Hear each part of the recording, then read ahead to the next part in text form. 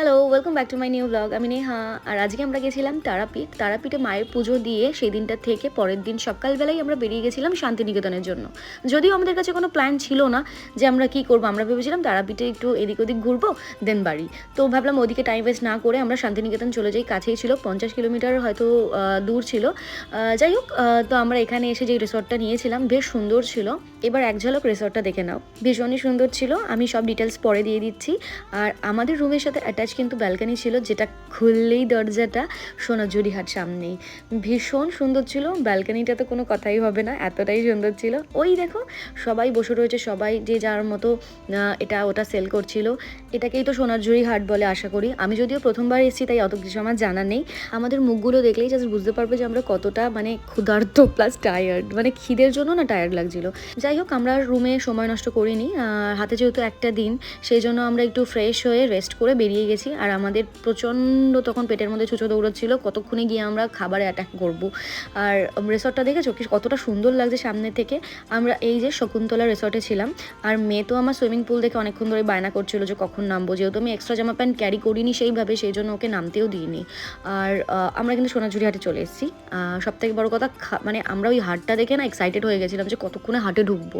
বিশ্বাস করো, হাটে ঢুকতেই না আমাদের খাওয়ার কথা মাথা থেকে চলে গেছে। মানে হাটে এসেই এত সুন্দর সুন্দর জিনিস দেখেছি যে কতক্ষণে কিনবো দেখবো। এই পড়ন্ত গরমে যে আমরা ঢুকেই যে আমপুরা আমের শরবতটা পাবো জাস্ট ভাবতে পারিনি। খুব সুন্দর টেস্টি ছিল, খেয়ে পুরো আলাদা একটা রিফ্রেশমেন্ট। আর একটা জিনিস দেখতে পেয়েছি, বলো তো তোমরা এটা কমেন্টস করে কি হতে পারে।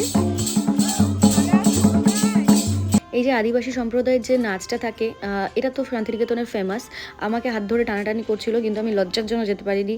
সবাই আমাকে বলছিল যা যা যা, কিন্তু আমি লজ্জায় যেতে পারিনি। আমার লজ্জায় যেন একদম গড়াগড়ি খাচ্ছিলাম। যাই হোক, বিভিন্ন রকমের জুয়েলারি ট্রাই করছিলাম, কিন্তু তার মধ্যে একটা দেখালাম যেটা আমাকে একদমই মানাচ্ছিল না। এখানে এত সুন্দর সুন্দর ফটো ফ্রেম ছিল, আমরা ডিসাইড করেছিলাম একটা নেবো, কিন্তু পরে ভুলে গেছি এত জিনিস দেখে। এখান থেকে কানের নিয়েছি, চুড়ি নিয়েছি, সেগুলো তোমাদেরকে পরে নেক্সট একটা পার্টে দেখাবো, মানে একটা ভিডিওতে দেখাবো। আর এখানে দেখে তো চোখ জাস্ট ধাঁধিয়ে যাচ্ছিলো, এত সুন্দর সুন্দর জিনিস, সব এক্সক্লুসিভ। মানে আমি এগুলো আগে কখনো দেখিনি, এগুলো দেখে আমি জাস্ট ঝাঁপিয়ে পড়েছি যে আমি নেব।